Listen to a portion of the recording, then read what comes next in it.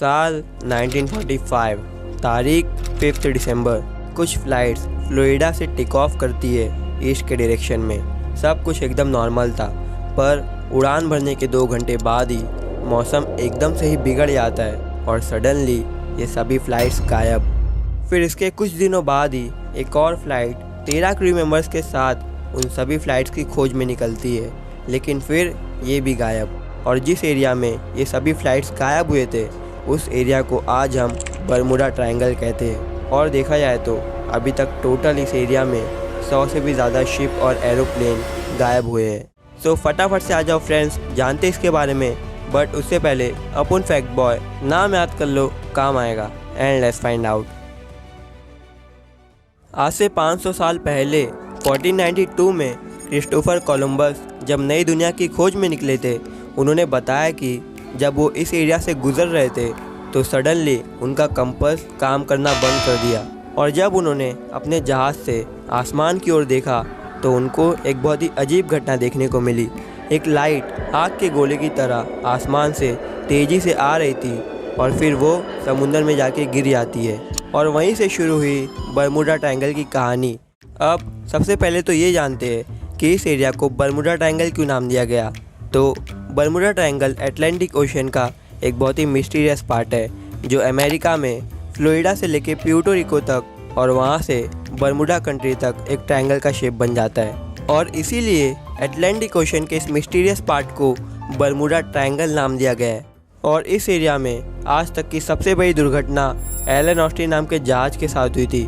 दरअसल 1881 में Elon Austin नाम का ये जहाज़ लंदन से न्यूयॉर्क जा रहा था, लेकिन रास्ते में ही एलन ऑस्टिन के कैप्टन को एक अननोन शिप दिखता है जिसमें कोई इंसान नहीं था। जब एलन ऑस्टिन के कैप्टन इस अननोन शिप में गए तो सभी सामान अपने जगह पर ही थे। फिर कैप्टन ने कुछ अपने क्रू मेंबर्स को इस अननोन शिप में भेजा और फैसला लिया कि इसे अपने साथ में लेकर आगे बढ़ते हैं। सब कुछ कैप्टन के मुताबिक ही हो रहा था, लेकिन फिर एक तूफ़ान आता है और ये दोनों ही जहाज़ के रास्ते अलग हो जाते हैं। तूफ़ान ख़त्म होने के कुछ देर बाद ही फिर से वो जहाज़ एलन ऑस्टिन के सामने आ जाता है, लेकिन अब जब वो कैप्टन फिर से इस अननोन शिप में गए तो सभी लोग उसमें से गायब थे।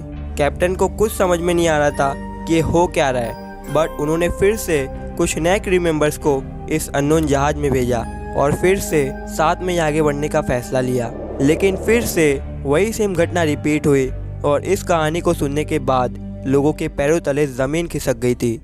आज साइंटिस्टों का ये कहना है कि ट्रायंगल शेप की सभी जगह अपने आप में खुद एक मिस्ट्री है। अरे हाँ यार, सही तो है, इजिप्शियन पिरामिड भी तो ट्रायंगल शेप में ही है। अब कई एक्सपर्ट्स का ये कहना है कि इस एरिया में एलियंस का कब्जा है। अगर वहाँ कोई भी गया तो उसका वापस आना मुश्किल है। और इस बरमूडा ट्रायंगल में एक बहुत ही अजीब बात है कि जितने भी लोग अभी तक यहाँ पर गए, उनका कंपास काम करना ही बंद कर देता है। ऐसी सब घटनाएं काफ़ी डरावनी होती है और इसीलिए अपने मन को तसल्ली देने के लिए लोग आज भी इसे बस एक कहानी की तरह देखते हैं। और अब ना ज़रा वीडियो को रिवाइंड करो। क्रिस्टोफर कोलंबस ने आसमान में जो वो आग का गोला देखा था वो क्या था? तो साइंटिस्टों ने इसका एक बड़ा सिंपल सा आंसर दिया। उन्होंने कहा कि ये कोई आग का गोला नहीं बल्कि एक मीटियोर था। और जितने भी लोग अभी तक इस बरमूडा ट्रायंगल में गायब हुए हैं, उनकी ना ही तो कोई डेड बॉडी मिली और ना ही उनके बारे में कुछ मालूम पड़ सका। और देखा जाए तो आज के टाइम में ज़्यादातर पायलट और शिप के कैप्टन इस एरिया को अवॉइड करना ही सही समझते हैं।